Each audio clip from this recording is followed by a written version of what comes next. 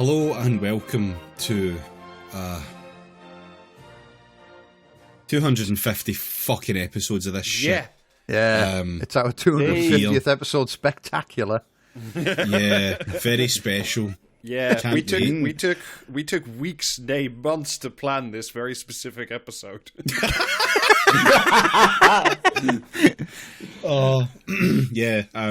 This is not the episode that it should have been, and we're sorry for that. It's okay. When we realised that our plans we're sorry for it. Yeah, when we realised that our plans had been defeated by Switzerland, we we cracked open the vault that we keep beneath Rob's castle, and we pulled out something very special for you all. No. Switzerland. You stay out of my fucking wine supply. This is all Jamie's fault. Yeah.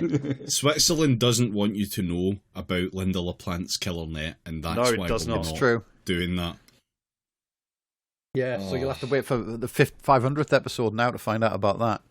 Oh, don't set that as the expectation, Jesus. Anyone who has an expectation that we're going to make it to 500 episodes really needs a fucking word with himself. In 249 episodes, we are just going to go, oh shit, was that thing not online in Switzerland? And then we're just going to fucking do it again. That's okay, we can watch the sequel to this film. That'll be fine. And see what it is, when I watched the fucking closing seconds of this film, I was like, I actually said out loud, they made fucking sequels to this, didn't they? Yes, we did. Yeah. I fucking knew it. And I'm glad to say we'll be watching fucking none of them. Anyway, I'm David, my pronouns are he and him. I'm James, my pronouns are they and them. I'm Jamie, my pronouns are he and him. I'm Rob, mine are also he and him. And we watched the 2000 film Dracula 2000, starring also known as Wes Craven Presents Dracula. What the fuck does Wes Craven have to do with any of this? He was the producer, I guess. I don't know. Was he really? Yeah, also known as...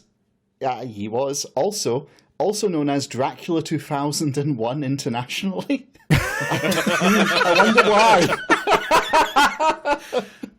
Imagine this film, but with a space odyssey in it.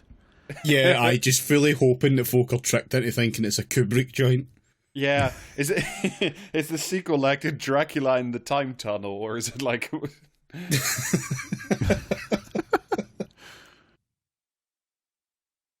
Do not bleed on Europa. I'll confess right out of the gate, I had no idea that Jared Butler played Dracula in this until his name popped up in the credits. Now it went, incorrect. What? Hang on. Jared Butler does not play Dracula in this. Jared Butler plays Jared Butler playing sexy Tommy Wiseau. Yeah, very accurate. Mumblecore Kylo Ren was my assessment. That's not bad either. Mumble Ren. The only time Jerry Racewar seems like he's having fun in this is when he's swirling his cape around. That's like the only moments where he looks like he's really having a good time, frankly. To be fair, I mean, can you blame the guy? No, yeah, I mean, if given access to a cape. I'm going to be honest, there's only two actors and it seemed like they were having a blast the whole time, and I'm not going to spoil them, but they really stand out, and it makes me yearn for the film that could have been, frankly. I mean, shall we... It is certainly a very, early aughts movie, this. It is certainly... It is. Hell yeah. It's incredibly 2000 is probably the best way of putting it, Yeah. Half of the film was very accurately titled. The soundtrack was fucking just. Oh God! Oof. Yeah, it was incredible. The thing was, you get to the end of the film and you go, do you know what it is? I'm surprised there wasn't any fucking Linkin Park in that, and then the sort of orchestral score for that starts with the credits immediately fades into Linkin Park, and you're just like, no, there it is. Yeah, that's it. Now the prophecy has come to pass. It was published. It's actually technically a Christmas film. It was published on December 22nd. God. December 22nd of 2000, which I'm guessing is when they published it in America, and that's why they renamed it to 2001 abroad, because, that's so last year, baby. It is arguably a Christmas film. Is it? How's it? All right, enlighten me. Because it's specifically Jesus is in it. Yeah. It is specifically set at Mardi Gras, which happens on Christmas. Yeah. Probably. You hang the beads on a tree and it shows you its tits. That's a very long, Christmas tradition. America is a made-up place, and anything we say about it is effectively fact. Yeah, that's true. So, Anyway, so shall we dig into this? Yeah. Honestly, I think it's a better bit if we just say that's the episode and turn it off now. A decision I should have made with the film. Yeah, it's a decision you should have made on episode 1 of this podcast, my friend. Yes, I was sitting watching this. I was sitting watching this with my daughter-in-law because no one else in the house was brave enough. And at one point, I can't even remember what Jared Butler was fucking doing. But he was. Oh, it was when he was going into the Virgin Megastore and all the girls were like swooning over him, and I was fucking cackling. And she's like, "What's so funny?" I was like, "I guarantee you right now, right? David is watching this and he fucking hates me." The Virgin bit was the bit when I messaged to say "fuck you." Oh, brilliant.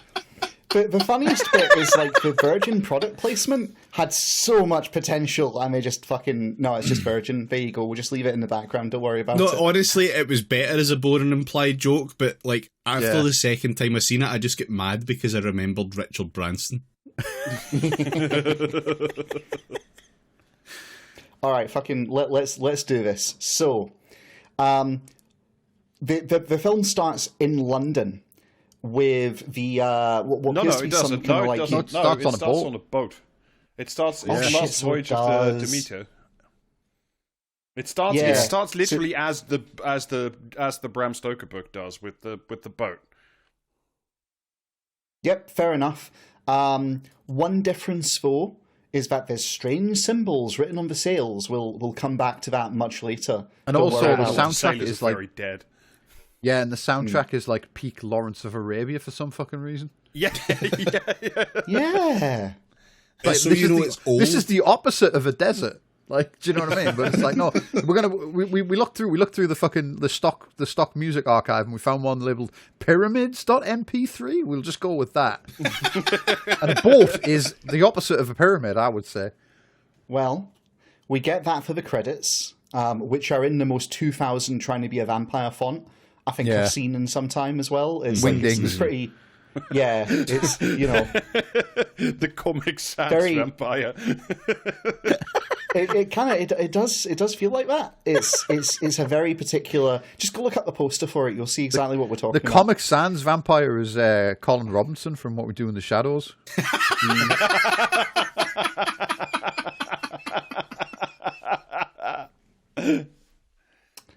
So we get our first scene, which is set in London, in what at first glance looks like some kind of stately home, essentially, except it's in mid-city.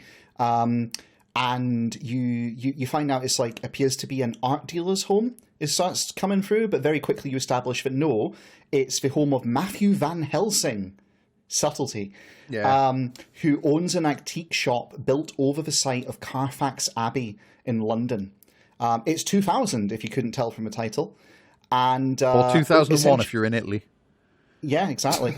And he's talking to a young Johnny Lee Miller. Johnny Lee Miller in his fuckboy era. Yeah. It's the worst fucking performance I've ever seen him phone in, actually. I was really bad. Oh, come on, he's having the time of his life. Is he? I'm not sure. I think the only person having the time of his life is his barber, who's like, no, you look good like that. No, keep it. So bad.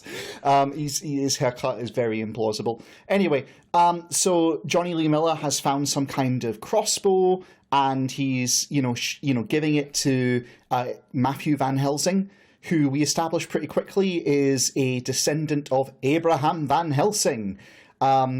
And he's like, it's a pretty, crap crossbow. It's like, way heavier than the British equivalents at the time.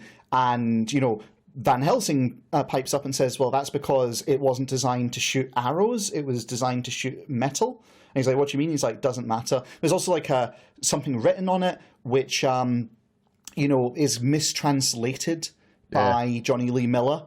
as being like something about the crown of night, and what it actually says is point towards enemy. Yeah, exactly. I was genuinely like upset at this crossbow. This is like, I was like, oh, there's this big crossbow that fires silver bullets. This is surely going to be a thing. But no, it's not Chekhov's crossbow. No. You just never see the thing. It's not. They anti-Chekhov'd you. Yeah, they did. Chekhov's mate, if you will. They did use it for one thing, because Van Helsing casually translates what's on it and corrects him and says it's actually Halo of Night. And this is a plot point that will come back later in a very subtle way. We then find... so it does. Yeah, right? Yeah. Then we discover that Johnny Lee Miller has no fucking game as this character, which is shocking, frankly, to me. There's Van Helsing's secretary, Selena, and Johnny Lee Miller tries to invite... She's played by her from I Still Know What You Did Last Summer. If you want an idea of the rough sort of like time period of celebrity we're working with here. All your faves from 2000 are in this film, and they all look about 12 years old. It's very disconcerting to watch in 2024. This film, by the numbers, has a cast that should make us love it, frankly. And yet... I don't know what you're talking about. I fucking loved it. As plural, Jamie. It was fucking mint. It was the stupidest thing I've ever watched. It was so bad. I was actually, so the spoilers, for the first half of this, I was like, this is looking like a perfectly serviceable B movie. I don't see what the problem is. And then it took a turn, and I was like, right, I see what the problem is. Fuck. Yeah. Wait till we get there, but I'm excited to find out what the turn was that you all thought was so bad, because... we'll get there, we'll get there. The second fucking scene... In fact, actually, the turn was just about to happen for me. For me, it was a little bit longer. I was like, this could be a good B movie. This could be fun. Do you know what it is? Do you know what it is, right? We get through, like, Johnny Lee Miller's crossbow salesman thing, and then, like, you know what I mean? We get through his, like, flirting with the secretary thing, and then we get to the heist of the fucking century. Yeah. And, like... My notes just say... Was the point. That was the point where I was like, this is fucking gold. My notes just say, what if a Die Hard speedrun was shit on its own merits? Yeah. So they have who is it who plays, do we even know who it is who plays the first criminal who's wearing the fucking B team at EastEnders? It's Omar Epps.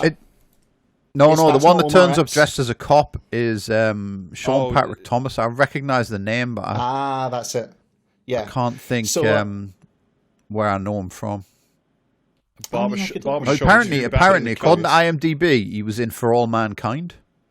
Right, okay. He's in Cruel Intentions. All right. Yeah, I thought I knew that face. So criminal in cop uniform, traditional Bobby on beat with the helmet and everything. With the most glorious accent work. Not just from the American guy doing a British accent to like gain entry to the place he's robbing, but from the fucking security guard. Yeah, it's something. He's like, we heard that you had a problem, a break-in. He's like, no. He says like, we heard you got a security problem, and the security guard's like, no, sir. And then he goes like, well, you do now, and like tases the fuck out of him. And then Omar Epps, who you'll know as like fucking Dr. What's-it from House? What's he called? Foreman. Dr. Foreman from House comes in and casts like fucking ice orb at the guy. I don't know what the fuck happens. That was Pocket Vaz. He walks in and he just fucking like extends his arm and a crystal orb flies out and like stuns the guard. I was like, holy shit, this guy's a wizard, but it never comes up again. No. Yeah, he just proves he establishes he's Sub-Zero. Appearance in this movie. It's such a fucking disappointment. Yeah, so he throws a knockout grenade like smack into the guy's face and knocks out the other security guard. And then this part is where I was like, this is going to be interesting. They shut the door behind them, the two of them. They drag the guards over behind the console. Then one of them starts hacking the main desk. And the first thing he does is he opens the door. Yeah. Run cracks with a Z. Yes. And green text on black background. Run and cracks. A wireframe layout of the building to show you what security systems they're disabling. But the first thing he does before cracking it is he unlocks the door to let the rest of them in? Question mark. Yeah. Why didn't they just hold the door open and let them all in after them? Because I don't that's understand. Suspicious. It was slightly too far off screen. Yeah, that's right. But also because, like, you know what I mean. He needs to run cracks. Maybe unlocking that door with the cracks is like the integral. Maybe if it doesn't, the script was written to unlock the door, and it won't work unless it unlocked the door. No, do you know what it was? He had to make sure the door was shut so that the 150% shit music wouldn't like deafen everyone and alert all the people outside to the fact that someone was running cracks. That music was fucking mint. That was the most hacker music, the most hacker music I've ever heard. Like, it was, you know that fucking music that plays on the "you wouldn't download a car" advert. It was that music's Wario.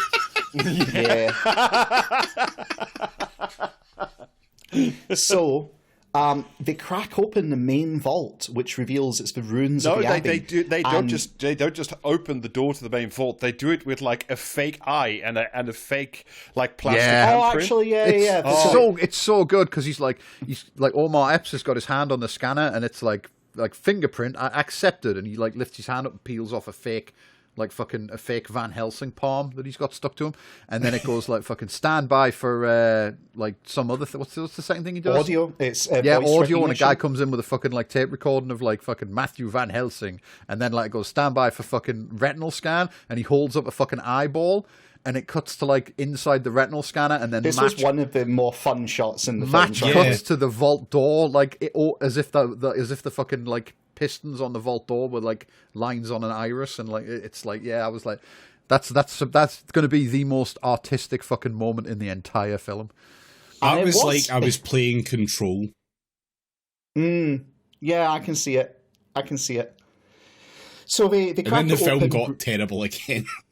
Oh, well, there's more to follow. So we crack it open, reveal the ruins of the Abbey, and we start going down into it. Now, we'll come back to what's happening upstairs in a minute.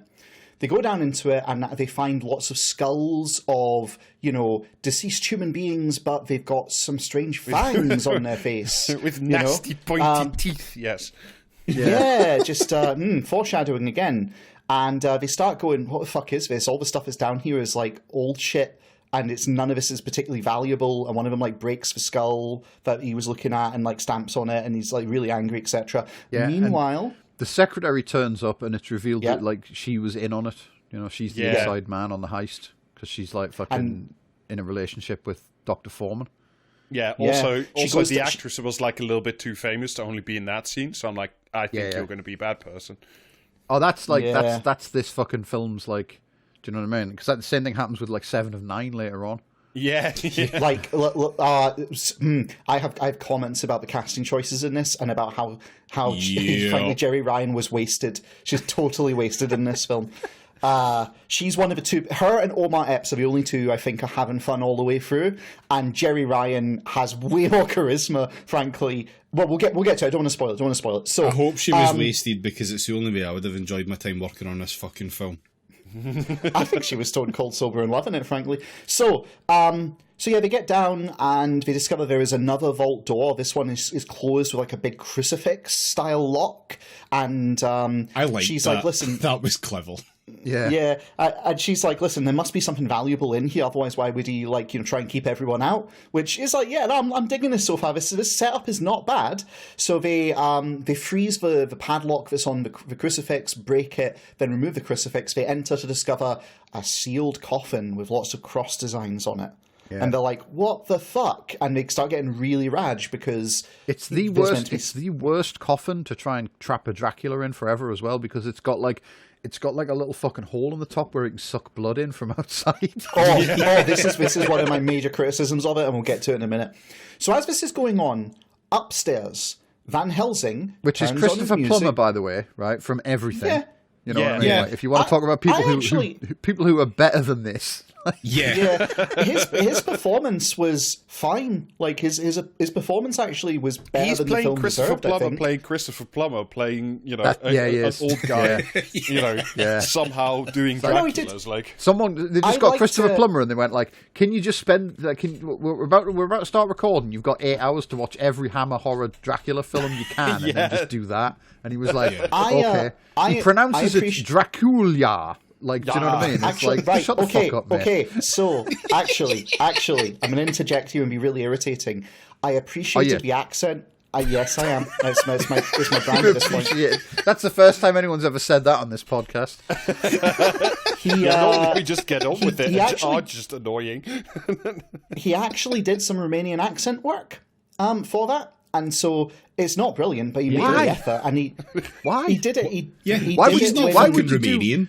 Why would you do like research and shit for this film, especially when like the fucking audio mix is done by a young Christopher Nolan? I can only assume. Yeah, do you know what I mean? I couldn't hear what the fuck anyone was saying, but if someone on screen closed the door 3 streets away, I heard that. Oh yeah, Christopher Plummer's a method actor, mate. That's what it is. He learned like the entire Klingon dictionary for like the 5 minutes he was in Star Trek 6. I mean, it is a fucking mumblecore of a movie. Like, is that where he learned? Is that where he learned to pronounce Dracula? Is it? Well, he does. I think. Yeah, I think that's how it's said in the original Klingon. I think it's an attempt at doing some like setup for later when he switches accents after. I don't know. Spoilers. I don't know if I've done this fucking joke before on the podcast, but like the trick to speaking Klingon is just to say board game names really aggressively. So like Jenga, Cluedo, and so on. You know what I mean? Ticket to ride. Risk.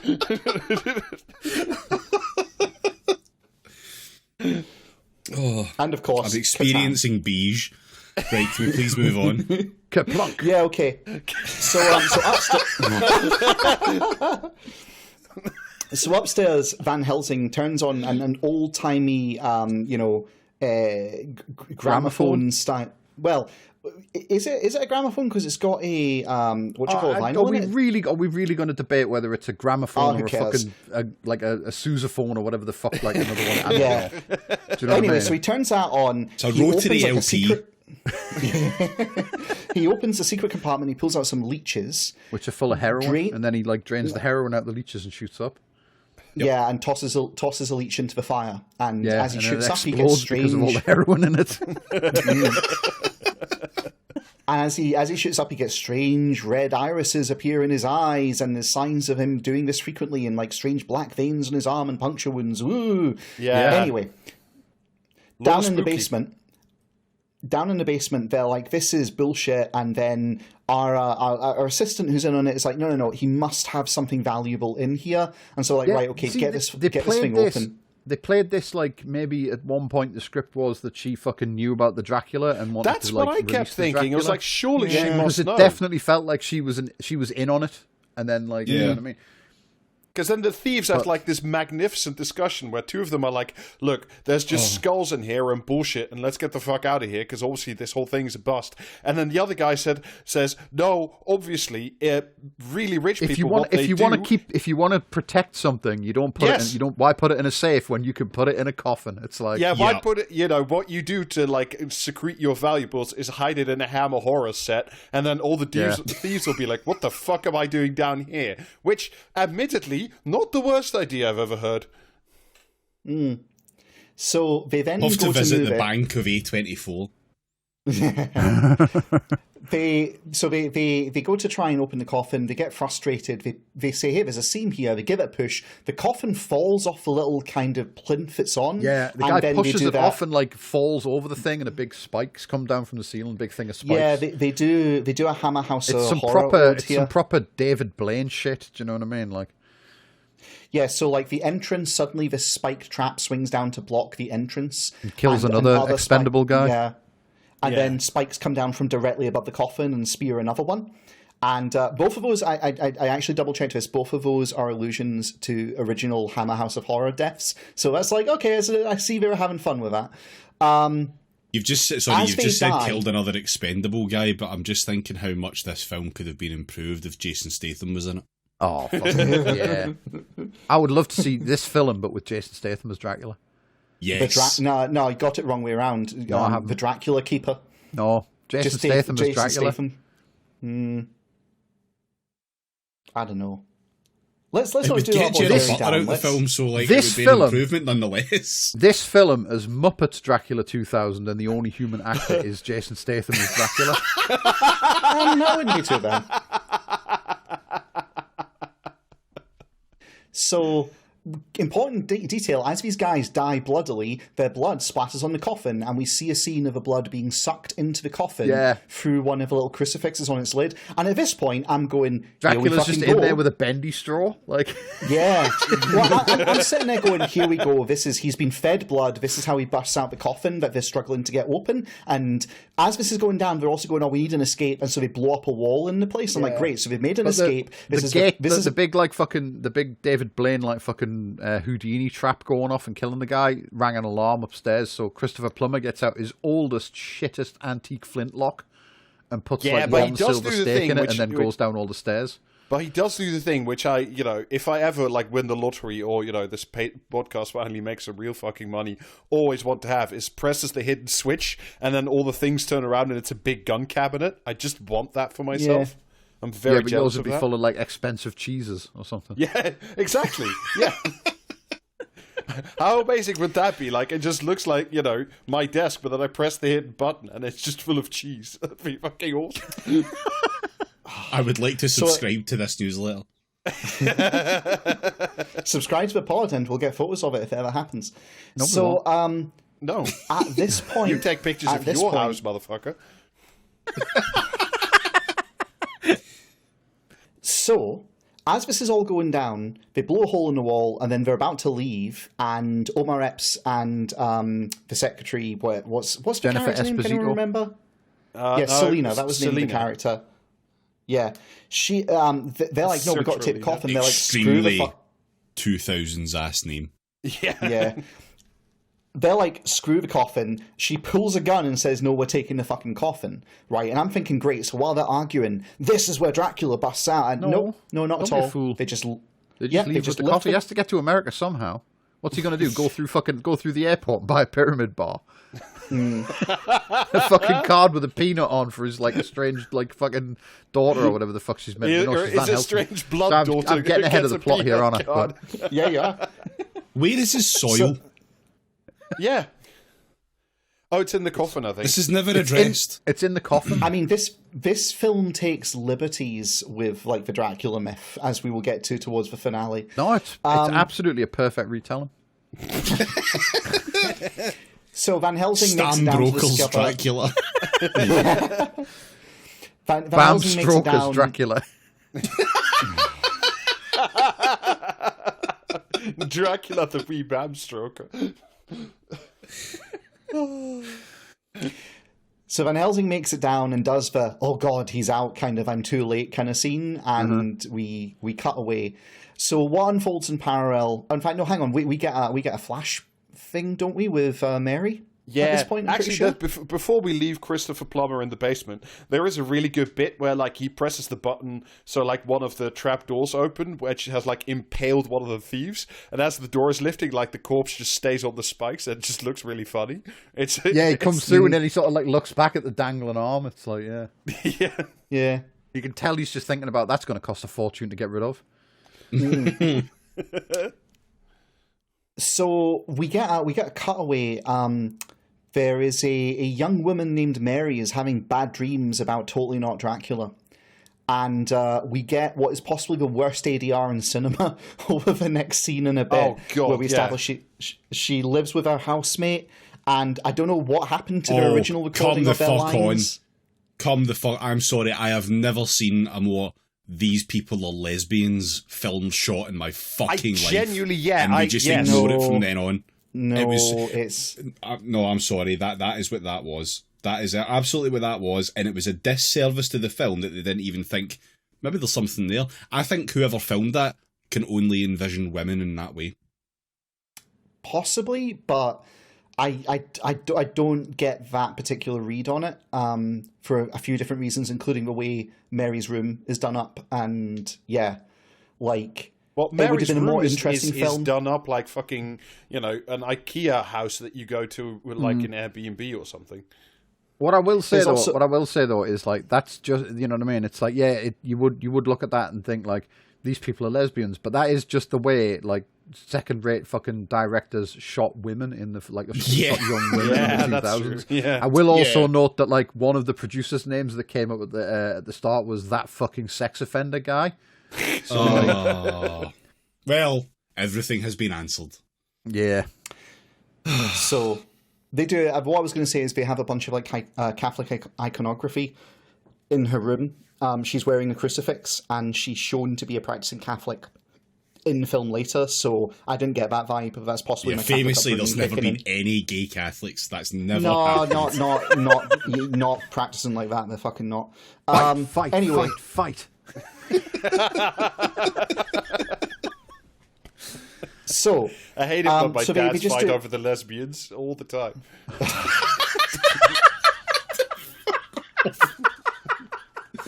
Oh dear.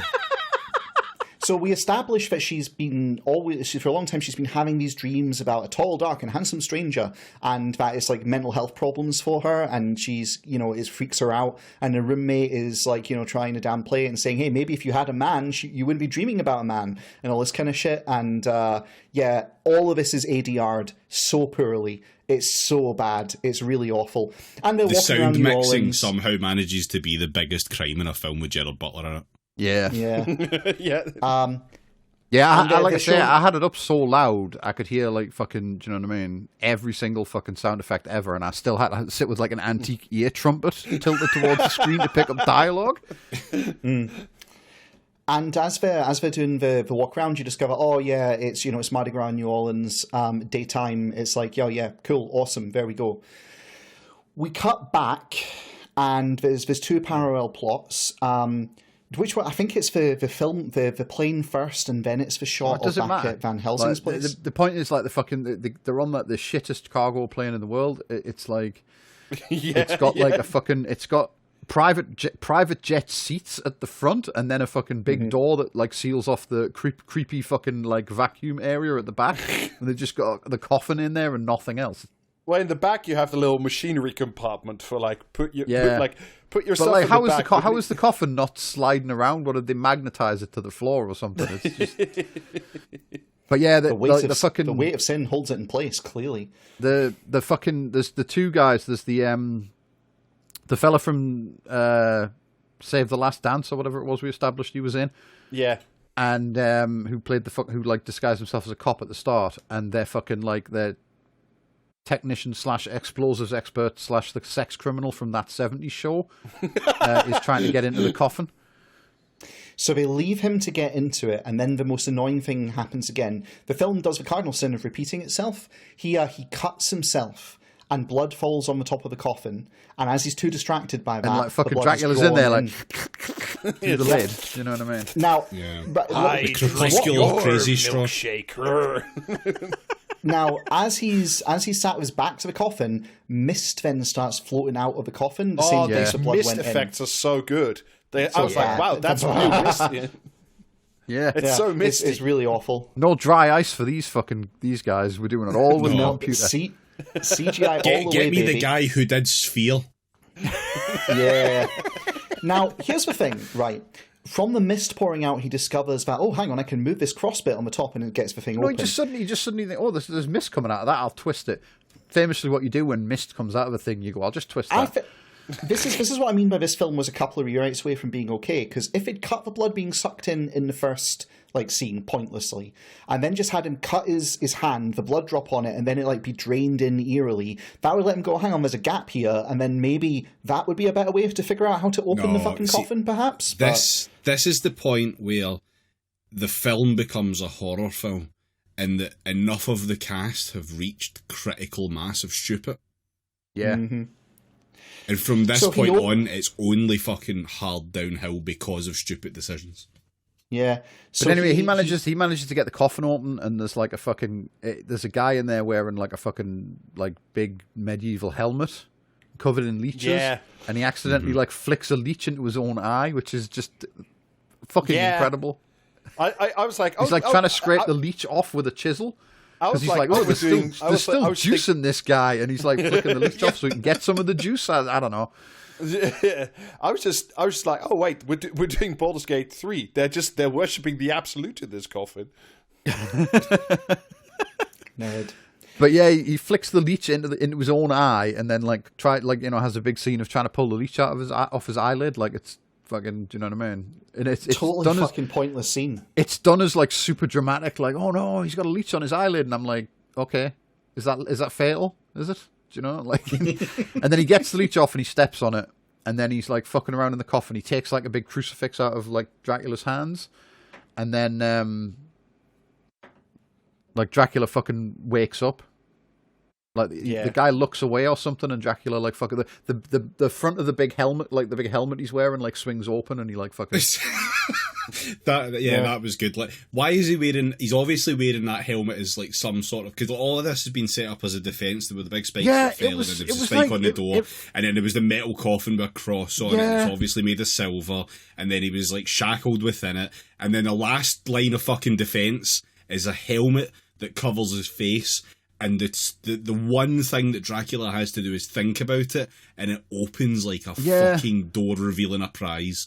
Yeah, because when later on, like when the other guy comes in looking for his mate who's vanished on board a plane with like one compartment, like he notices there's a collar on a chain hanging out of the coffin. Yeah, and it's like, okay, but how did the lid shut with that hanging out for one thing? But the whole thing felt like some sort of like fetish fan fiction, like, you know what I mean? So like fucking... there was a. 50 Shades of Dracula. 50 Shades of Grave. There you go. Got it. Hey, like it. There's a couple of things here. Like, I can't say it for certain, but I think the helmet was the art team making a reference to a piece of vampire art. What? Why would you think that? I seriously do. Because I think I recognise it. Why? It looks like the fucking the helmet the main character in Quake 3 Arena wears. Yeah. Anyway, maybe the nail gun they have later was a reference. So later, when the guy comes looking for him, he's missing. He goes into the back part of the plane, and there's chains hanging him, and the helmet drops down. Because it's important you keep the chains at the back of the plane. They're what make the rudder work. Yeah, probably. For takeoff and landing, you just have to stow away your chains and helmets. Yeah, so here's the thing. I think that's also an inexplicable reference. I think that's an inexplicable reference to Alien, of all fucking things. So, yeah, I think you're giving this movie like a lot of credit that, frankly, it does not deserve. I don't think this was a director's vision. I think this is like the fucking scene crew, etc. got ideas and talked the director into it, is my kind of read on it. So, why? You know, I don't know. Maybe they just wanted to have fun with it. No, why do you think that? Because it matches some of the like way that the scene in Aliens is filmed in the bit with all the chains coming down, including the helmet drop. Like, I'm just saying, hey, this looks like it's nothing more complicated than that. Oh no! Now my other dads are fighting over the vampires. I don't think that's without merit, but I don't think it's going to be like some sort of like, oh, here, this will be a clever reference. I think this is more of guy who's only seen Die Hard, The Matrix, and Aliens has to make a vampire film. No, actually, this was his second film. Before this, he directed The Prophecy 3: The Ascent, starring Christopher Walken. I've seen that. It's so bad. I think I've seen is the Prophecy like the first one? Is that the one with Eric Stoltz where he's like fucking? I think so. They're fucking about in the desert and there's something about fallen angels or something. I think so. I think I watched that in the 90s. I didn't know they'd made 3 of the fucking things. I switched off the third one because it was garbage. The one with Paul Bettany as like an angel with Uzis? Or am I thinking of something else again? No, that's something more recent. Is that Constantine? No, that was... No. No, I know the one Rob's talking about, but I can't think what it's called. But fun fact though, Paul Bettany was in. Had we watched it, Paul Bettany is in. Linda LaPlante's Killer Net. Yeah. Oh. But anyway, back to Linda LaPlante's Killer fucking Dracula. Yeah. So the guy comes through. He's like, "Oh, no sign of Dracula here." Then Dracula drops down upside down from the ceiling and grabs him and drains him. And as he's doing this, he's getting less corpse-like. We then have we cut to Omar Epps and what's her face through in the front. They're like, "What was that noise?"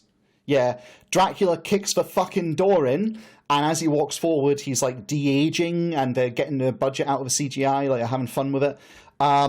He does the "Hey, I am Dracula. I'm very sexy," and like compels the woman to come over and be like, drained by him. He does the mystery move.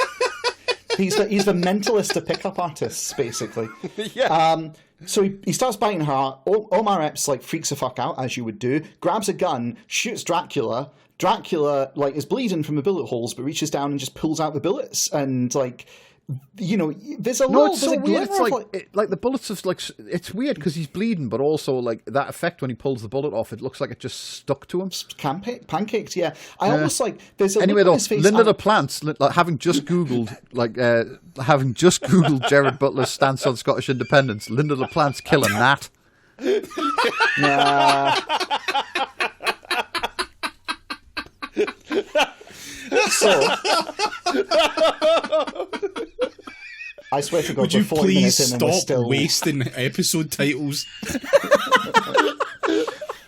We are 40 minutes in, 45 minutes in, and we've done about 10 minutes of the film. This is gold. Yeah, so I'm going to try and drag us through.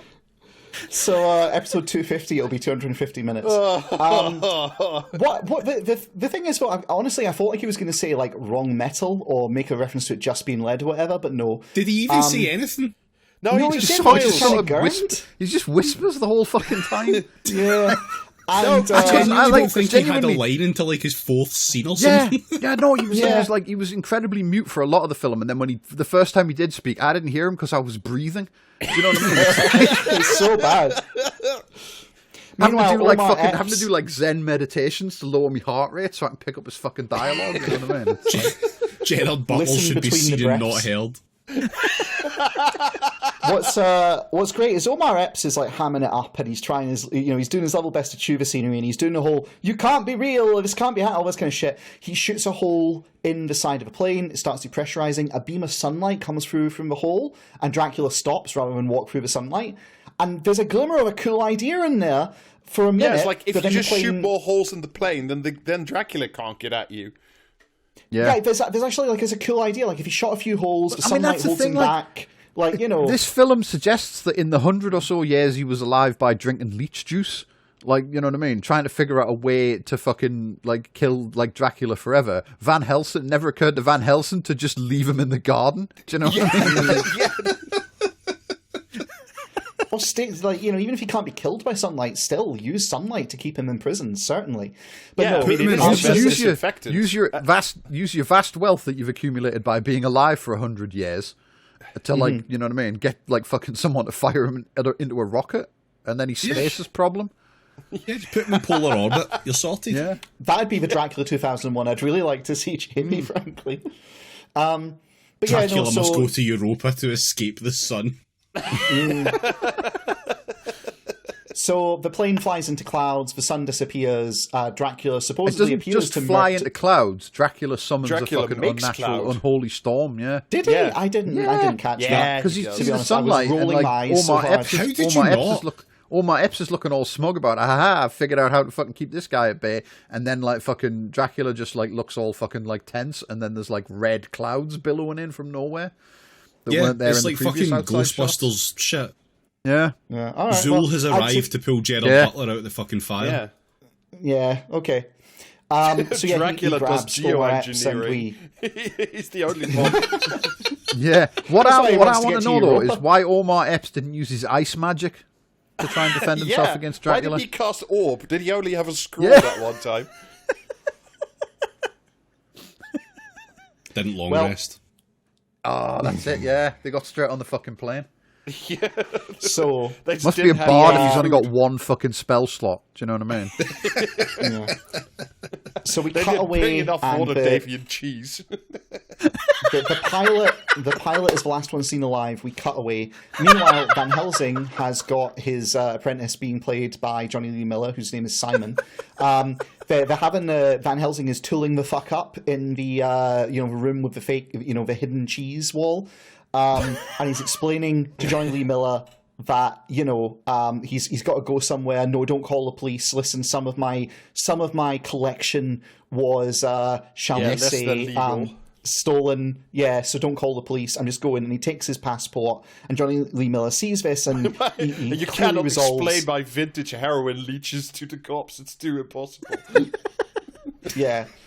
And so Van Helsing goes to try and figure out where the hell what I love Dracula's about this gone. is what I love about this is when he arrives at the airport and immediately sees like an important thing on the news that'll guide him where he's got to go in the airport. Johnny Lee Miller's like stood like 20 feet behind him, and Johnny Lee Miller later explains this as like, well, I saw you take your passport, and I still know a guy at Heathrow Customs, so he helped us. And it's like, what, did he teleport you there? Because like you literally clearly got off the same fucking plane as him.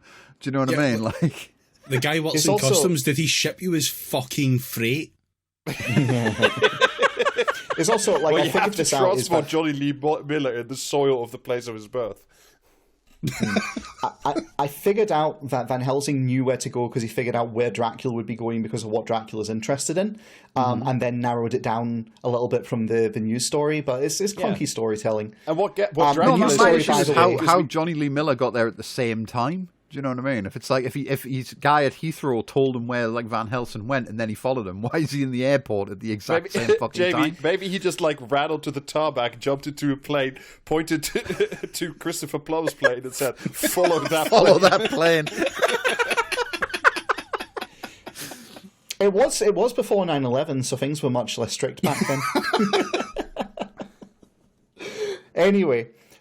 So the actual news report they're seeing is the cargo plane has crashed in a Louisiana swamp, and they show, the pilot was lashed to the wheel using cabling, and it's like, oh, I see, it's a callback, nice, cool, and so Van Helsing goes off for reasons to investigate things. He's like, goes to track down where the bodies from the plane have been taken to, and Johnny goes after him.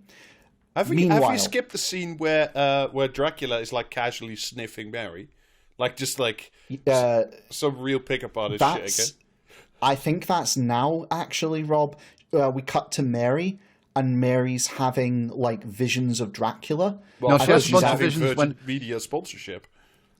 Yeah, when Dracula's on the plane and he's, like, fucking eating people, she has visions of it. Oh, is it during that? Yeah, because she sees him, like, she sees him, the doorway in her room leads to the fucking cargo room on the plane, and he's, like, standing there. Yeah, but he does some sniffing at some point. Like he's just like he's sort of comes through and he's having little sniffles. Yeah. So anyway, she's like, "Oh, my visions are getting worse. I need help." And she goes. Sorry, I remember now. In this scene, now she goes to talk to a priest who is her Nathan friend. Fillion. Yeah, like the fuck. 12-year-old Nathan Fillion. It's very something, and he's very bad. And she's like, listen, my mum must have told you some stuff before she passed. And he's like, that's under seal of confession. And she's like, no, but you can tell me not as a priest, but as my friend, because that's totally how that works. Yeah, because we went to school together.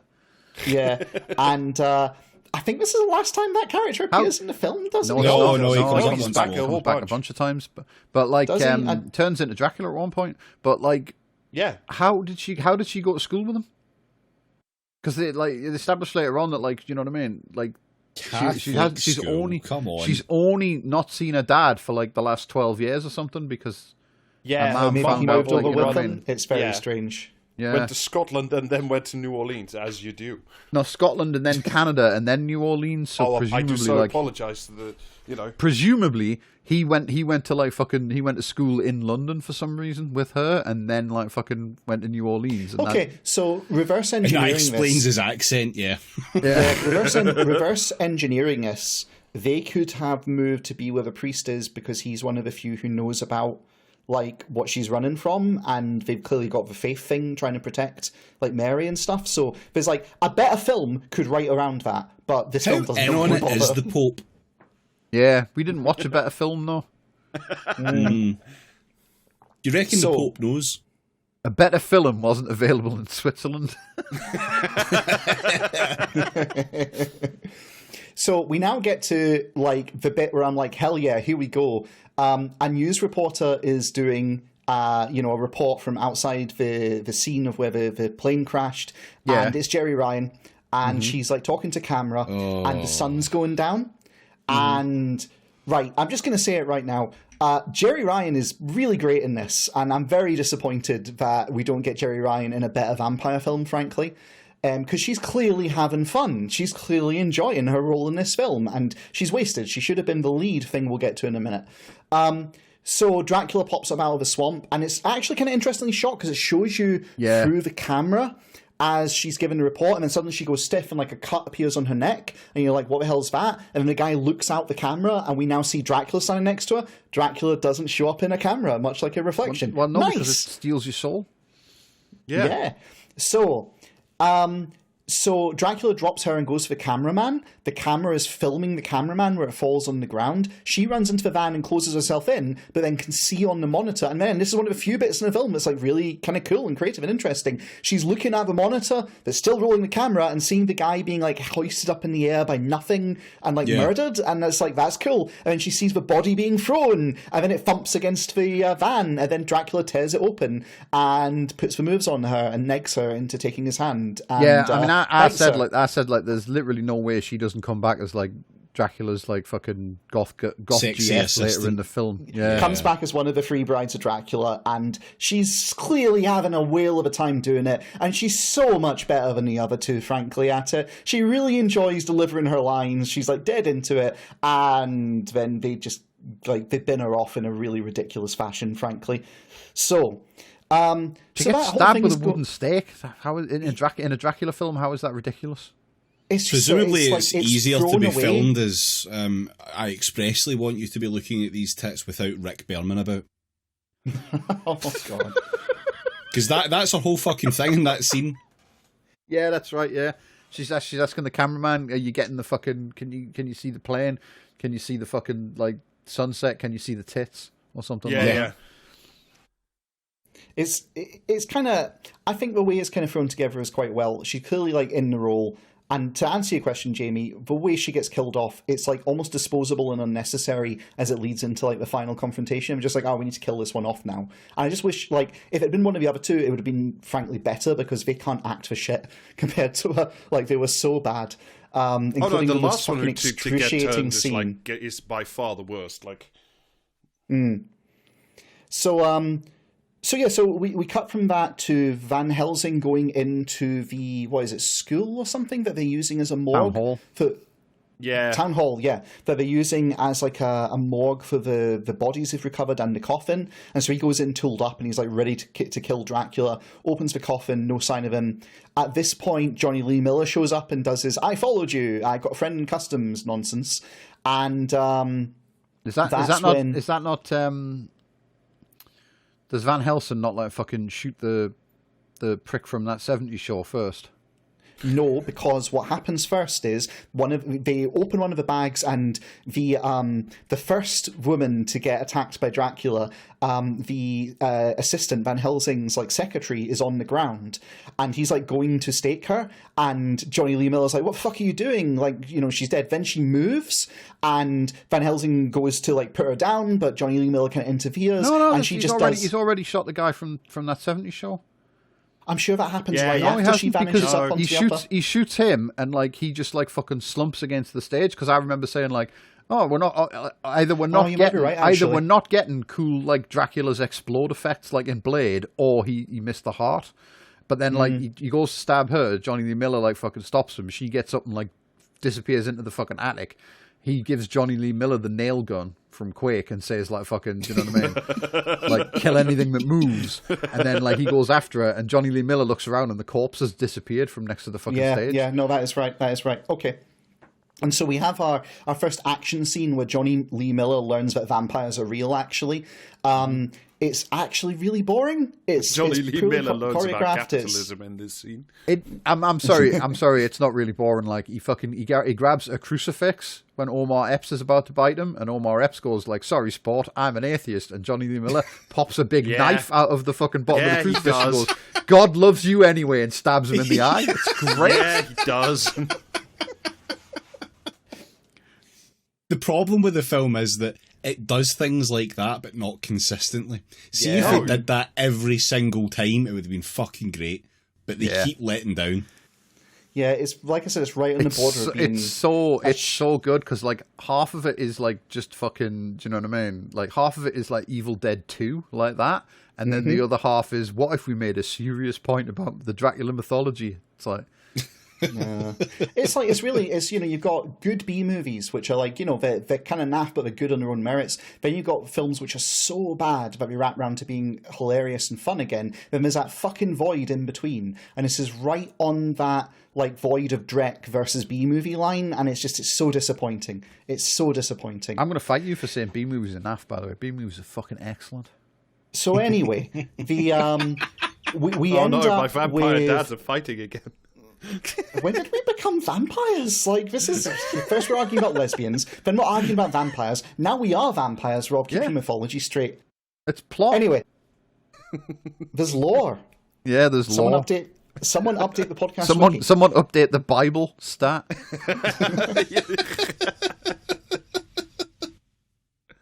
Which I hear can be used as a weapon, but we'll get to that later. The scene ends with basically the secretary is like staked in the shoulder with one of his silver kind of stakes against a column. Van Helsing gives a big fuck off knife blade thing to a sickle, I think, to Johnny Lee Miller. Johnny Lee Miller pulls it out of because it comes out of the back handle of the nail gun. The repeater nail gun. Yeah. Yeah. So and basically says, look, Van Helsing says, take her head off. We don't have time. And then as Johnny Lee Miller's got her, there's the sound of sirens, and she's like, well, go ahead, take my head off. I think you'll have some explaining to do. And he just leaves her, and she's found by the cops. They just give it big legs. Yeah, which ultimately will lead into one of the worst fucking scenes of the film, but we'll get to it in a minute. So yeah, I can't fucking remember. Is there a scene with Mary at this point again? Does she have the like, I'm in Virgin Media and I start... Is this a bit where she's in Big Virgins? So difficult to pay attention to any of her fucking scenes because every single one of them was exactly the same.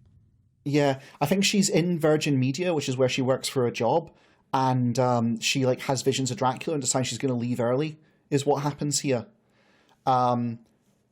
Meanwhile, I think the other bit we get here... No, it's after. So the next scene after that little interregnum with Mary is Van Helsing is explaining to Johnny Lee Miller that, spoilers, Van Helsing is the real original Van Helsing who captured Dracula and couldn't figure out how to kill him and has kept him locked in his basement and using the leeches to steal his blood to then inject himself to gain immortality. He specifically says, I filter Dracula's blood through a leech, which that's some fucking... That's also, I really like the idea that that Dracula is your blood boy. I think that's just excellent. It's because they have the flashback to how he captured him, which is another cool shot. Dracula's walking down an alley and he sees like fucking Van Helsing step out in front of him, but it turns out it's actually a mirror, and Dracula can't tell it's a mirror because he doesn't have a reflection. You see. Yeah, and then they drop like gates or like portcullises around him and stab him with loads of like sticks. But one of the guys that like one of the fucking like pikemen is too enthusiastic and stabs right through Dracula, through the portcullis and into Van Helsing, and that's how Van Helsing becomes tainted with Dracula blood. Which is why his daughter is also tainted with Dracula blood. She's the first person with Dracula blood to be born that way, rather than either bitten or like fucking. Do you know what I mean? The thing we'll reveal later, because the origin of Dracula is just fucking 10 out of 10. Would watch again. So that flashback sequence is actually not too badly put together. It shows you should always trust Acme when you're dealing with Draculas, and then so he reveals this all. Johnny Miller is like, what the fuck, can't be possible, etc., etc. We get it all. It's cliched, it's hackneyed, it's bad. We then cut to what I think, wait for it's the worst scene in the film, which is the police station, where they have... they've got the secretary... fucking Solero or whatever she was called, they've got her in like a interview room with no like tables or anything in it. It's almost like it's kind of semi-padded wall, but not really. She's wearing what may be a hospital gown, but not really. And there's a doctor and a detective on the other side of the mirrored glass. Detective Esteban Sorrento Gillis from The Expanse. Jesus Christ. They start having this dialogue, and she just starts fucking like doing Michael Jackson bits and just kind of moonwalking and leaning forward and back. It's great, like, you know what I mean? And then starts sexually coming onto him, but it's the worst fucking delivery of... Like, it's a bad script and it's terrible delivery. It's really awful, and she's like trying to like seduce the detective and talking about being able to see his cock through his trousers. Who doesn't find a woman like fucking leaning at a weird angle to be erotic? Yeah, exactly. She looks like a weeble. Do you know what I mean? Like she just sort of like tilting over, but she always goes back to vertical again. Yeah, she leans against the far wall, but they don't fall down. Yeah. But then Dracula turns up and scolds the future Secretary General of the United Nations for not feeding her properly and throws him through the window. Or she pulls him through the window. See, I was watching The Craft the other day, which I think is 96, which is an incredible movie and a lot of fun. And then they also do like the weird shit of like, you know, sort of standing on your tiptoes with like weird angles and stuff. It's like they could pull that shit off in The Craft. Why could you simply not do the same? Because they don't show you her feet. They don't. Yeah. It's really bad. Do you know what I mean? There could just Michael be like Jackson a guy was unavailable. Yeah, there could just be a guy lying down there, like holding her upright with one arm. You think it's normal, but it's just a guy in there. Yeah. They do have they don't even go to the trouble of like a trick shot to make it look like she's just leaning forward at a weird angle and you can't see her like fucking from the waist down, so you just have to assume. There's a guy at the other side pushing the vampires out. Yeah. There is a good bit though, which is Dracula goes to murder the doctor. The doctor starts screaming. Dracula shushes him and says something along the lines of, "What is it? Die with dignity or something." Dignity. Yeah, he says, "Die with dignity, doctor," and the doctor just goes, "Yee!" It's really funny. Yeah. Yeah. And that's that interminable scene. We then have a little fun scene, which is Dracula walking through Mardi Gras and like checking out like just the scenes of modern life. And someone drops something on the floor and he flashes back to like old coins dropping on the floor, and I immediately knew where they were going with this fucking film. Yeah. That's absolutely 100%. There's also a bit of stuff I on a rooftop looking at there's also a vampire myth that like if you drop coins on the floor, they have to stay there and count them until it's done. So I thought it was that for a moment. If you drop anything like anything on the floor, they have to count it or something. It was originally grain. It was grain they had to count. Ah, okay. So no, there's also a bit where he's watching like who is it who's performing? What band is it that's performing the rock on? That's Monster Magnet on the side of the Virgin Megastore. Yeah, it's Monster Magnet. Yeah, and he looks at it and he says something. I don't know the song, but I would recognize that fucking guy from Monster Magnet anywhere.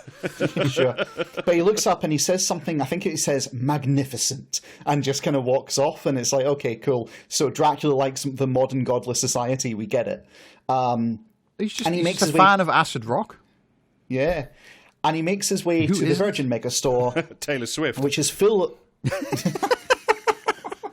Dracula being into Taylor Swift is a very different vibe. No, Taylor Swift is not. I mean, who isn't into acid rock? You find me a better use for the electric piano.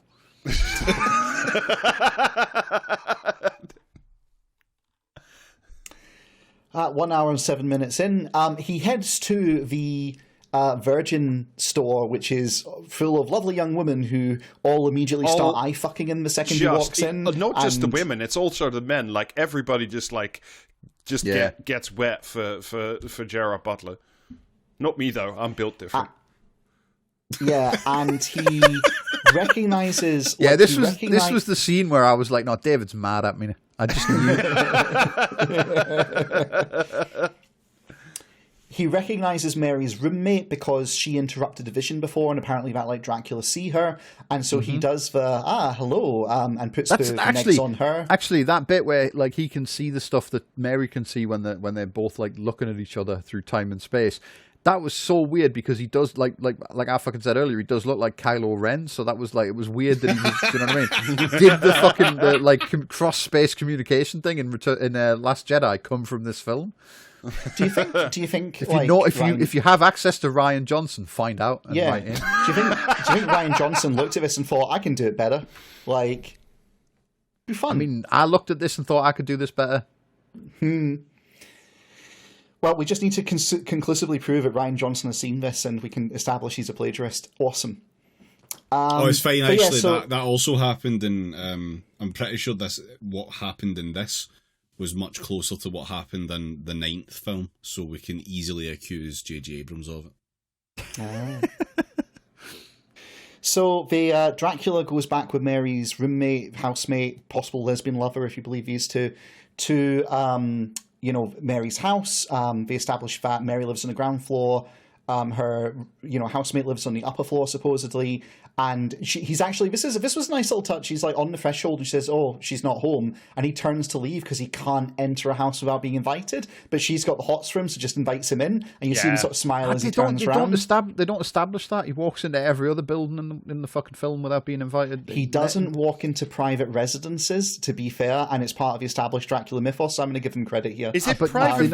How the fuck does he have third Dracula sense to know when something is zoned for commercial or residential? Yeah. How does that work? This is part of the Dracula Van myth. Helsing, Take it Van up Helsing, Bram Stoker. Van Helsing doesn't explain this to Johnny Lee Miller, so I assume it's not true. I think he's just polite. My God. His mother raised him well. You don't go into a house unless you're invited. Sure. Well, in case you're invited in to fuck, clearly, because that's what they proceed to do. So if I'm Dracula, I can't just go to Hot Topic, basically. Is that what we're saying? Yeah. All right, cool. As long as nobody lives there. If it's the Dracula said squatters' rights. I can't believe that I'm sitting here going back to Bram Stone and Joseph Lee Fanu and saying, if it's a public place, then Dracula can go into it. It's part of the established... Does his Dracula? What is his Dracula sense telling him? Like, how does he know? Okay, it's because... Right, Rob, since you fucking asked, and I'm actually getting fed up now, it's because in the fucking original mythos and in the original practice of Christian society, Christian homes were consecrated, and thus, they were sanctified to God, and so someone had to be invited in. Evil had to be invited in. But the public buildings weren't. That's why. That's the whole reason. It's a sacred ground thing. Are you happy, Rob? Do you feel like at an hour and 10 minutes, this was a good diversion on this pod where we're not even fucking halfway through? God damn. It was a council house that Thatcher hadn't sold yet. That would be another form of sanctification. Like that Doctor Who episode where they repel the vampires using the communist insignia. Like, yeah, cool. I'm still not clear on the rules. The rules are he's a good boy and he won't come in unless you ask him. Okay.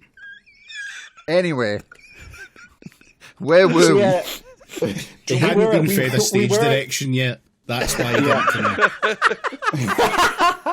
in. We were at Jerry Racewars gets his fuck on the ceiling. He turns away from her to go back down the steps, and the director's there holding a big fucking sign and says, "Look the other way, you fucking idiot."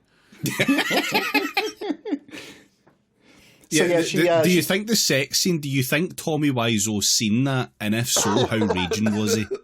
Because it's clearly what he wanted to make in the room. Do you think Johnny Wiseau patterned himself after Gerard Butler? Johnny Wiseau, I can't believe I said that. I was looking at the Wikipedia wasn't he Johnny like a fucking Cartoon Network guy? Was he? Johnny Quest. Good lord. Oh, I thought you were talking about Johnny Bravo. I was, yeah. Yeah. It works both ways. That's, golden. But yeah, so Dracula starts fucking her. They start levitating off the bed. They start fucking on the ceiling, and he bites her during. So that's bride number 3 established. Yeah, cool. It's Jerry Ryan's. What's her name? Cylindra, and then her name in the film is Lucy. Yeah. Lucy. The actress's name is Vitamin C, according to IMDb. And I choose not to look further into that. Yeah, it would have been more unfortunate had it been Vitamin D, to be honest, but that's... Lucy, Lisa, yeah. Someone watched The Room before this film. Actually, shit. There's a true story. She's called Lucy because of original vampire fiction, so might actually be the other way around, maybe. Actually, she's named Lucy because of the Peanuts character. Yeah, she says that. That got a genuine laugh out of me. She asks him if he wants coffee, and he goes, "I don't drink." And then he realizes that sounds like incredibly weird. He goes, "Coffee?" And she's like, "Okay, well, make yourself at home."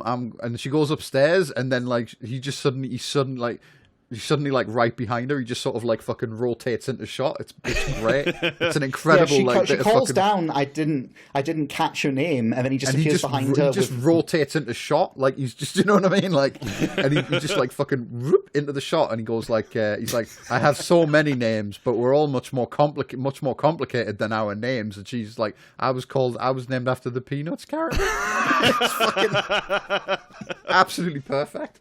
I love it. Which then directly leads into the sex scene too, which is just spectacular. So after this scene, we cut over to the mall where Johnny Lee Miller is trying to find Mary because he's been told. Back to the Virgin Megastore. Yeah, I was going to say. Mary's come back to the Virgin Megastore ahead of him, and someone's like, "Oh, there was this guy looking for you." And then she says, "Oh, where's Lucy?" She's like, "I think she's went home." So she starts to leave. Johnny Lee Miller catches up with her, tries very inconvincingly to be like, "You're in danger," kind of thing. She walks off, and then Omar Epps shows back up for round 2. And they have a fight, which has some actually, like, it starts off with some pretty fun choreography. Like, he starts fighting Omar Epps, like Omar Epps is a person, like a human being, and Omar Epps just fucks him up by kicking a fucking giant bin into him and rattling him off the side of a van in a very cool way. Like, it's nicely done. And yeah, long story short, ends with Omar Epps being decapitated. So, cool. Awesome. It's just purely, it's purely in there. It's like, hey, we need actually, the one thing we need to mention about this is like, is at the end of the thing when Omar Epps has died, Johnny Lee Miller turns around and in some incredible mega acting says, "Never fuck with an antique dealer," which never considered that before. I think he says it right before he decapitates him, which makes it even cooler. Does, yeah. So he meanwhile, as this has been going down, Van Helsing has caught up with his daughter's house. He's looking for her there, but unfortunately Dracula's already there, and Dracula grabs him and he's like, "Leave Mary alone, like, take your revenge on me here and now." And Dracula says, "You have not begun to understand the depths of my revenge," and it sets up for Mary coming home. Yeah, throws him in a mirror. Mary comes home. It's got really brutal fucking like overhead body slam into the mirror for a guy who like is 120 or whatever the fuck he's meant to be. Yeah, I did. I looked at that and thought that was quite well. Like, the stunts did a good job selling that, frankly. Anyway, Mary comes home and then her phone starts ringing, and she lives on the ground floor. She goes and answers the phone, and it's a housemate saying that she's with her father. And Mary's like, "Where are you?" She's like, "Where do you think?" And then the phone goes, to, dead. And she goes upstairs looking for him and finds him dead under the bed with a giant stake rammed through it to kill him. This is such a fucking incredible setup as well, because he's under the bed and there's a fucking stake through the mattress and into him, and there's blood all over the mattress, and it's like, is that like, did like Dracula suck all the blood up through that stake and then just like spray it everywhere? Well, I mean, like, given that he spent like hundreds of years in his coffins with this bendy straw, it's certainly not beyond him to just like it's like nibble on the sheets for a bit. It's just so bizarre though, because like with all the blood on the bed and everything, it looks like, well, they stuffed him in the mattress, and it's like, no, he's under the bed. Stuffing him in the mattress was too much work for the props department. Yeah. Also, on her way into the room, she sees in the smashed mirror someone has written strange symbols, which we'll later find out is Aramaic, in blood, saying something. And then on her, she's like comes up from finding his body to find her roommate there, I believe it is, who's now a vampire. She starts hallucinating like the Infinity Corridor, and then like her roommate comes after her, and then at some point, I don't know, she just like licks her face or something, and then says the line "blood is better than chocolate," which is like it's stellar work. Yeah. We get the reveal of the three brides of Dracula, including some of the most unconvincing wall crawling I think I've ever seen since like the second Spider-Man, and it's just really bizarre, and it's kind of weird, and I think it's at this point that Johnny Lee Miller shows up to get her, or she runs outside. I think she just runs outside. Dracula appears, turns into a wolf to chase her. She blinks away the brides of Dracula. It's like very bizarre. Do you know what I mean? It looks like she's just fucking like magic in them out of existence, like she's in Bewitched or something. I think the implication is they retreat because Dracula's turned up for her, essentially. Oh, she's hallucinating or something. But yeah, Dracula turns up. Dracula turns into a fucking doggo, chases her out of the house. He does. Johnny Lee Miller nail guns like Dracula dog in midair, and it turns into a cloud of bats. And then they go to the library, don't they? Yeah, they go to the world's most convenient occult library. This is so bad. This is where it passes over into just ridiculous. So she says, "Oh, there's a church with a graveyard that no one goes to." So they go to this like what appears to be a church with a fully kitted out library on occult shit that's right next to a graveyard, and this is where they do the research. This portion of the thing to try and figure out who Dracula is, because Van Helsing has said he could never kill Dracula because he still couldn't figure out who Dracula was historically. He doesn't know the secret. He doesn't know why he can't kill him, but he must be older than because all the modern myths go back to like the 15th century warlord, but he must be someone older than that, and it must be in the historical record. And they're looking at it, and then Dracula turns up, and Johnny Lee Miller scares him away with his spring-loaded incendiary Bible. Yeah, he does. That's like incredible. He holds up So let's actually do the plot beat real quick. She recognizes that there's writing in the book, and he's like, "Oh, that's the same I saw in the mirror." He's like, "Oh, it's apparently ancient Aramaic. No one speaks it these days." And she then translates it, and he's like, "Do you know Aramaic?" I gave you all the clues, Mr. Iscariot. Yeah. Well, we're getting to that. Yes, listener, it is that stupid. And she goes, "No, I can't, but he can." And at that point, Dracula shows up and just walks into the consecrated ground. Johnny Miller snatches up a Bible. So can I just specify, is this then a public space, or is this consecrated? Is it no, he shouldn't be able to do this if it's... it completely contradicts itself, frankly.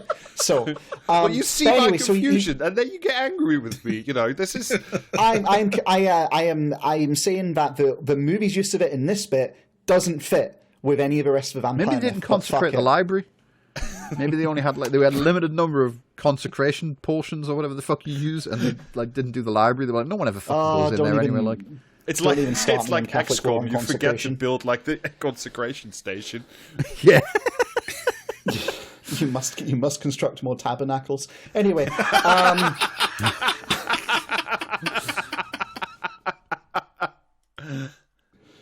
So Johnny Miller picks up a Bible and holds it up, and fucking Dracula goes like propaganda, and like fucking and like Johnny Lee Miller tells Mary to run away, so she legs it, and then Dracula's like, "You really think you're gonna fucking fight me off with a Bible?" And he just opens the Bible, and all the pages shoot out like knives and burst into flames. Yeah, it's fucking great. It's like the Bible just hates that motherfucker. So, meanwhile, she's now in a New Orleans cemetery because, of course, and this is where Dracula starts chasing her around with some of the most ridiculous shots. Like, he's just leaping from the top of the, different fucking crypts, essentially, after her. And it's dire. It's so bad. And Johnny Lee Miller's, meanwhile, getting his gun and trying to chase him down. She goes and hides in a crypt. Dracula drags her out of it. He then, we hear his, a bit of dialogue between them. He's been looking for her, etc. And just as Johnny Lee Miller catches up, Dracula fucking teleports away with her. Yeah. Very blatantly. So, and we're now they couldn't afford any CGI bats for that, so you just fucking, you know what I mean, straight up fucking just warps it. Just paff, and he's gone. I honestly think they just fucking gave up writing this thing like 5 scenes ago at this point, because it's just such dreck at this point onwards. No, it's great. So it asks some serious questions about Christian mythology, which I think we all deserve. Ask some serious questions in the way that fucking Ben Shapiro does. Anyway, I've just remembered. Sorry, I just remembered this.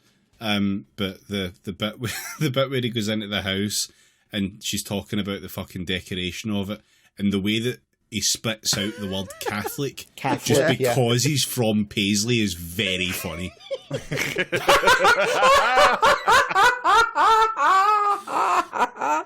Fits the character. Method acting. Oh god, Paisley Dracula. Can you fucking imagine? Jesus Christ. That is Bram Stoker's Dracula, yeah. Dracula, yeah, that's it. Just walking across the canals in the moonlight. Just, yeah, great. Awesome. The canals.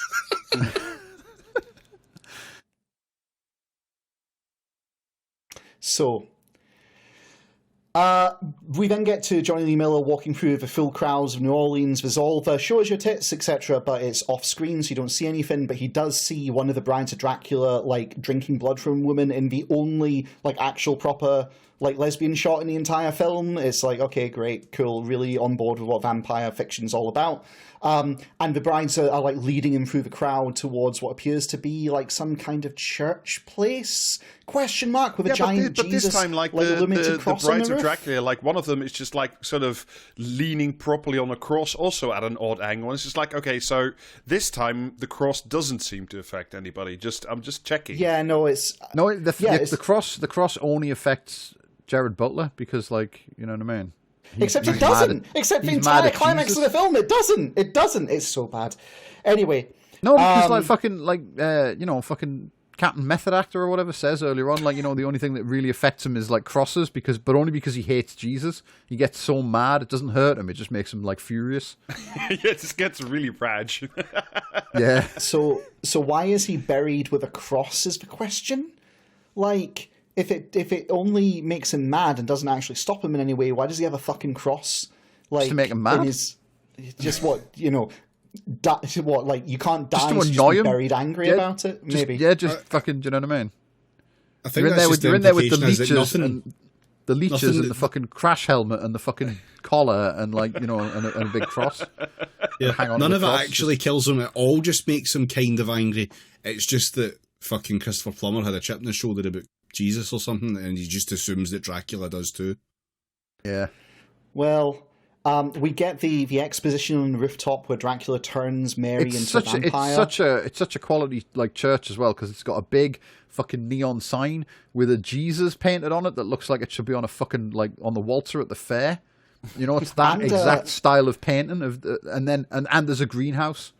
A rooftop greenhouse, yeah. Yeah. And then she has a flashback while she's being embraced of Judas Iscariot. He says he'll show you the thing. Yeah, he'll show you the truth. Yeah. Yeah. And then so he turns her into a Dracula, and she sees that he was actually Judas Iscariot. And that's why Draculas are afraid of garlic, because that's what they ate at the Last Supper.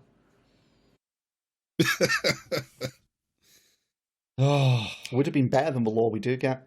No, we get some great lore. That's why they don't like silver, because he got like 30 pieces of silver, and they don't like the sun because he hung himself at sunset, and like they don't like fucking wood because that's what they nailed Jesus to. It all makes perfect sense. And he doesn't like the cross because he read rope. Yeah, and he doesn't like the cross because he read that Dick Dawkins book, or that, you know.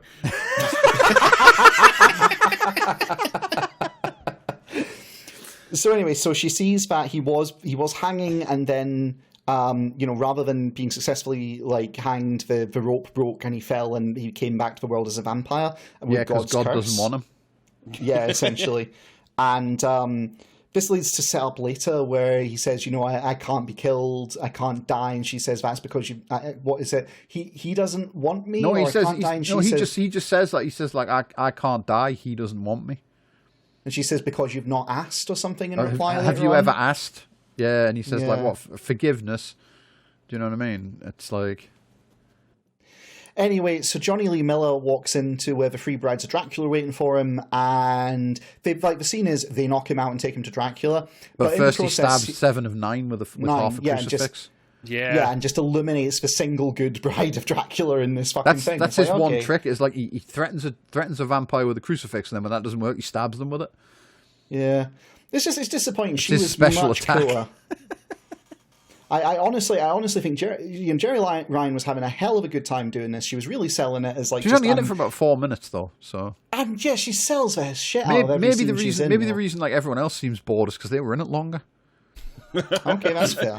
I also think part of being a vampire, part of the allure of it is meant to be fucking fun. You're meant to be having a good time, and she's the only vampire in this film that credibly gives off the vibe of I'm having a good time. So yeah, I don't know. Anyway, no, I think actually part of the draw of the vampire is you can just mope forever in a castle.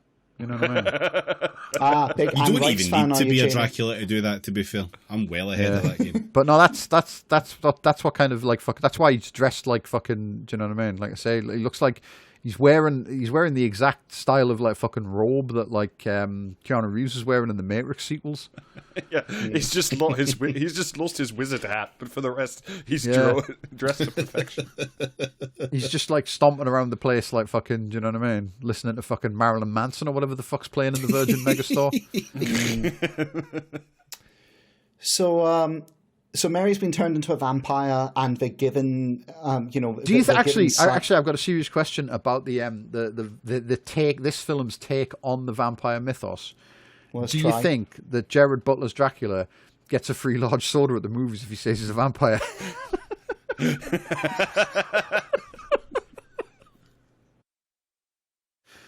I want to know what the worm equivalent of a popcorn container was for this film. Fucking coffin with a crazy straw inside it. Yeah, there we go. That's it.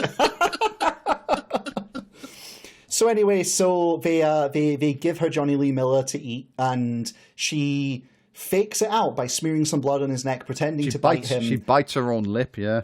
Yeah. You get like a little flashback to that because like Jared Butler's like, "Do you think you could teach me about betrayal?" Yeah. And then she runs out the greenhouse, and there's another good bit of choreography where Jared Butler goes, "I'm a fucking vampire," and just smashes through the wall of the greenhouse to tackle her. It's like it's nice. It's like. Yeah, well, it's like the bits where this film's choreography are good, or the vampires just like don't obey the like fucking laws of how a person should do. It's because the glass on the greenhouse was frosted, and so through the distorted effect, he thought she was like a fucking Chinese terrorist or something like that. And he just like straight through that window at her. So we then have the world's shittest vampire to vampire fight between the two of them, with a lot of Michael Jackson leaning and like backflipping, which is just like, so bad. She gets thrown and then just sort of like, you know, she's on a wire, so she just sort of like corrects her landing like ballet style. It looks fucking shit. Yeah, it's awful. Johnny Lee Miller takes out the two brides of Dracula, while meanwhile she takes out Dracula by hanging him with a wire. And Johnny Lee Miller like fucking fighting Jennifer Esposito is great because like she's fucking kicking his ass, and then he gets the garden shears and like pins her to a wall like with the garden shears around her neck. And she immediately like puts on a fucking like normal human face to try, and he just goes like, "This better be good," and she starts to talk, and he just cuts her head off. Yeah, it's great. Well, he clips her head off with the garden shears, which is like the man's got some fucking brute strength that you can clip through like a spinal column. Honestly, I would watch Johnny Lee Miller in like a fucking Evil Dead style like fucking splatterfest. Do you know what I mean? He'd be so good at it. He'd be absolutely amazing at like fucking. Do you know what I mean? At like doing that Bruce Campbell bit with he spins the shotgun round and puts it in the fucking holster. He's like groovy. Yeah. And Dracula dies by being hanged. We established he's hung earlier in the film.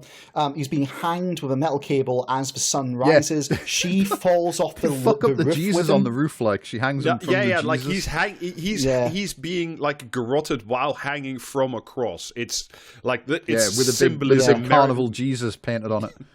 And she falls off the roof to get him in that position. She hits the pavement. She opens her eyes as a vampire. The pavement visibly buckles when she hits it. Yes, it does. And as he's looking down at her, he says, "I release you," or something, forgiving her. And Dracula's her. Yeah, and the unspoken implication is that he then looks up at the Jesus and silently asks for forgiveness, and then he dies like when the sun comes up. I know writers who use text and they're all cowards. Yeah, it's really my bad. note here was just like, why did Christopher Plummer just try sun drying this asshole? Like it's just. And then we get the sequel bit, which is like she's taken over the job of Van Helsing, keeping the remains of Dracula locked up in case he wakes again. No, he's still there. You see them leave the antique shop together. Yeah, Johnny Lee Miller's still there. Yeah, I said Van Helsing. Yeah, Van Helsing was like fucking the Nazi from Inside Man. Yeah, Van Helsing's the old dude. She's her father. She's taken over from him. I'm so glad I could remember he was a Nazi in Inside Man because for some reason I just could not think of The Sound of Music. Like it just escaped my brain completely. I mean, both Nazi-related movies, to be sure. Actually, this film never addresses what Van Helsing was doing during the war, so... Where did he get that accent? Where did he get all that wealth? Anyway, I'm sorry, I've got the phrase "the hills were alive with the sound of Butler" in my head now, and I just can't fucking. Anyway, so we get sequel bait because she's like, he's locked up and, I'm my father's daughter. And then there's a flash cut of like her eyes turning vampire for a split second. And it's like, oh, has she still got some vampire in her? And then it's the end. Yeah, but then she puts in like a whole new set of contacts and then they're like almost white. Yeah, it's so bad, yeah. Yeah, but then you get like Cut the to credits Linkin start. Park. The credits start with a little bit of like orchestral creditsy music like you would expect. And then it like almost immediately fades into Linkin Park. Just it was great. Also, when she leaves the when she leaves the we should watch the sequels. When she leaves the fucking antique workshop, she's all of a sudden wearing leather hot pants for no good reason, but just to show that she's like embraced like her Van Helsing. Maybe Christopher Blow also wore hot pants. Like, who knows? Well, the film was a critical and commercial failure, Rob. Though there were two direct-to-video sequels, so maybe we'll find out what she does with the pants in the sequel. Maybe they're an important plot point. Wear them, one assumes. Also, turns out both of the sequels were written and directed by Patrick Lussier, the same guy who directed this one. And so, fuck it, right? Okay, Dracula 2 has Roy Scheider in it. What the fuck? It also has somebody, and the third one has Rutger Hauer. The second, but Jamie, the second one also has somebody cast as Twins of Evil, which I assume means good movie. I'll tell you what, they don't have an article on Wikipedia either of the sequels. It's like, this was the low bar; they will go no lower. So yeah. Also, the poster says, "The most seductive evil of all time has now been unleashed in ours." Gerard Butler says his opinion about race. The second one has Roy Scheider in. I've looked at the third one. Rutger Hauer's in it. Rutger Hauer's credited as Dracula 3. Yeah, Dracula the third. I think maybe, but yeah. I kind of want to watch this now. Like, do you know what I mean? No, you're on your own. Listener, if you would like us to watch the next Dracula film, write in and... Yeah, just fucking sub through another 250 episodes, why don't you? Yeah, that's the 500 Spectacular. We'll watch Draculas 2 and 3. Yeah. Or any other film of your choice that has where the title on IMDb is immediately followed by brackets video. Filming began on June 26th, 2000, and it wrapped on September 6th, and a rough cut of the film was assembled in only 6 days, and the final cut of the film was expected to be delivered on the 12th of December, 10 days before its theatrical release. Rushed as shit by the looks of it. I'm surprised it took them that long, if I'm fairly honest. The film had a 56.5% drop-off rate in its second week after it aired. Like, yeah, I can fucking see it. And it failed to make back its budget. It got a total of $47 million. It cost $54 million to make. They spent $47 million on this. No, they made $47 million. They spent $54 million. Yeah, but Jesus Christ. I mean, to be fair, like the quality just drips off every scene. If they'd spent $7 million less on mist effects, they would have broken even. Honestly, God, genuinely, like, I don't understand why just got a dry ice machine. The fools. Yeah, like, why it looked terrible too. Like, why use CGI to do mist when, like, this is a solved problem? Dry ice couldn't, like, reach up tentacle style and tap a guy on the shoulder or whatever the fuck they did on the plane. I've forgotten it already. Do you know what I mean? My brain is full on Marty McFlying this shit as we speak.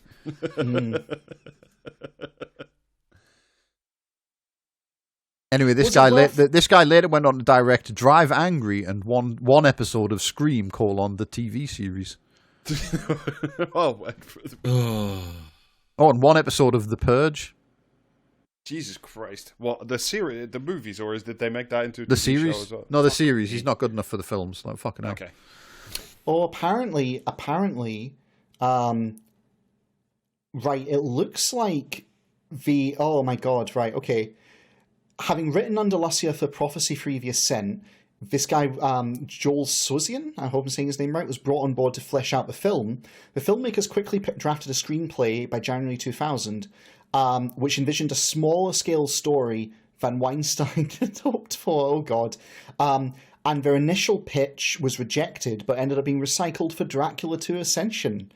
So, yeah. And it's confirmed they were directly inspired by Hammer horror, and particularly Dracula AD 1972, which I'm pretty sure is where those impalement scenes come from, if I recall correctly. So yeah, okay. They tried to crib off better notes. The fucking sex, creep told them no, and then for the sequel that was direct-to-video, they gave their original artistic vision. We kind of have to watch the sequel now. I'm sorry. I want to see what was so bad. I certainly don't want to if there's artistic vision involved. Yeah, also, we are only doing this at episode 500. I'm picturing, in my mind, I'm picturing it as Jaws, but Roy Schneider's mad about the fucking the Dracula instead of a shark. So if there's artistic vision in that, then that's going to ruin my dreams. Do you know, Jamie, there's a line here that describes what it is. I'm not going to say it in case we do watch it, but that's actually not a million miles away. Cool. Does it reveal that Judas is actually secretly a shark and always was one? Yeah. But also... Patrick Lussier went on to write Terminator Genesis. Yeah. Which was also a big load of shit. So anyway, I think that'll do us for yet another. Yeah. Yes, it definitely episode. will. Jesus, was it worth Christ. going through 250 to get this? Was it worth it? Yeah, I loved every minute of it. Yeah. It was worth it, if by worth it you mean was it able to accurately demonstrate the value of this podcast and our time spent on it. Oh, guys, actually, sorry, one last note. Gerard Butler was cast as Dracula 2 days before filming commenced. Can you tell? I genuinely know I couldn't. You could have told me he'd been preparing for that role his entire life and I would not have fucking known. To be fair, he has 5 lines in it. He doesn't actually need to prepare. He had loads of lines, you just couldn't hear them. Oh my god, Nathan Fillion was added wholesale during reshoots. They were like, no, this needs padded out and needs more exposition. Let's add Nathan Fillion in. Good God. Wow. See, Nathan Fillion, of all the people in this, Nathan Fillion's the one who most deserves better. Yeah. Nathan Fillion is fucking great, I didn't enjoy this. You don't say. Yeah. You sounded so enthused, though. No. Acting. I mean, I something remember not present your in response. this film. Your response when I told you about the film was just, "Oh no." Yeah. It's because you introduced it as here's a Gerard Butler film. Of course, I'm going to say, "Oh no." Oh, good, more vegetables.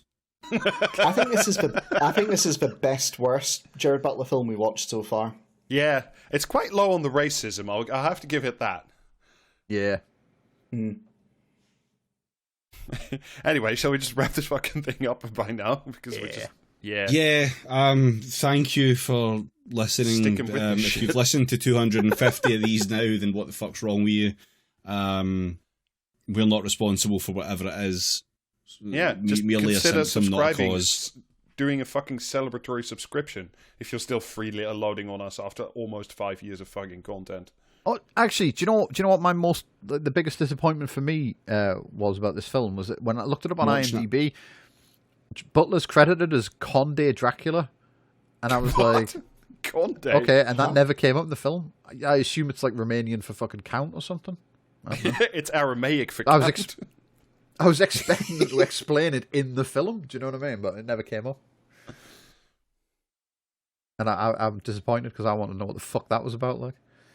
It does feel like there were 3 people trying to make different fucking films out of this at the same time. It's great. And it's a shame that they managed to between them make one. Okay, I would love to have seen the one where it was fucking just Johnny Lee Miller killing Draculas and fucking. They should make a Blade film with Johnny Lee Miller in it. Yes. I would watch the fuck out of that. Well, if they ever do, we'll watch it for the pod. Yeah. Anyway. All right. Goodbye. Thank you. Goodbye. Patreon.com/praxiscast. Get more episodes there, and then you can complete the 250. Yeah, merch available. You know the rest. Fuck it. It's been 250 episodes. Bye. Bye. See ya. See ya.